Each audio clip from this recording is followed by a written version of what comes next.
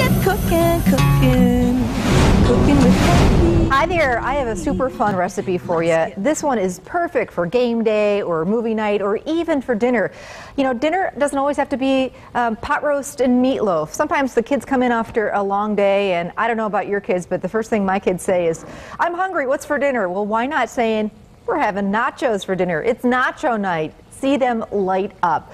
You know, whatever it takes to get your family back to the table, you know, once or twice a month, maybe do something totally fun and different for dinner. You know, go ahead, go for it and do nacho night.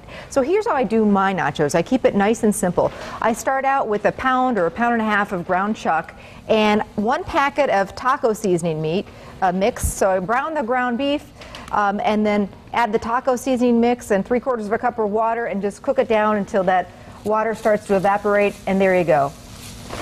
Meat is done for my nachos. Now, I don't know about you, but my nachos have to have a melty, ooey gooey cheese sauce. Shredded cheese just won't do it for me.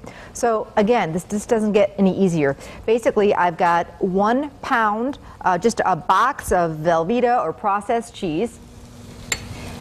And you can either melt this in the microwave or you can do it on the stove. If you're doing it on the stove, be extra careful because that cheese can burn on you. And 1 can of diced tomatoes and green chilies, and throw the juice in there and everything. And very carefully melt that either on the stove top or you can do it in the microwave, which we've done right here.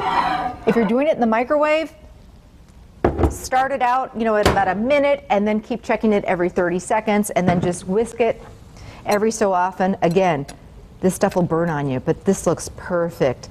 If it does get a little thick on you, you can always add a splash or a little bit of milk. Now, if it's for a game day, why not set up a nacho bar? You know, double, triple, or even more. Make lots of the ground beef with taco seasoning mix.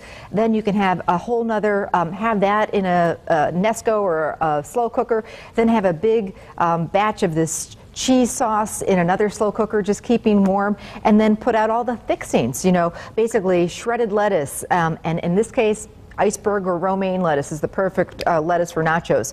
Seeded diced tomato. I love black olives on my nachos. You know, chopped scallions, and gotta have some jalapeno peppers. The kids don't like them, but Bob and I do, and then some sour cream. So let's just start putting this whole thing together.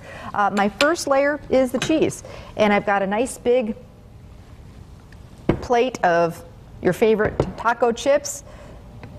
Everybody can have their own, or you can just bring 1 big platter to the table to really wow everybody or for your game day crowd. And those tomatoes aren't too spicy, but they do come in a spicier varieties, the tomatoes and chili. So if you like it a little more hot,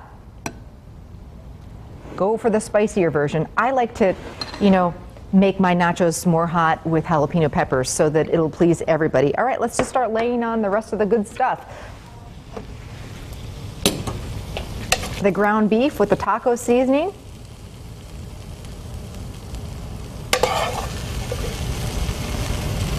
And then the olives and the lettuce and the tomatoes, you know, go crazy. Bottom line, once in a while, do something fun for dinner, or this is absolutely the perfect game day or movie night munchie. Recipes on our website. You can also pick it up at any Festival Foods.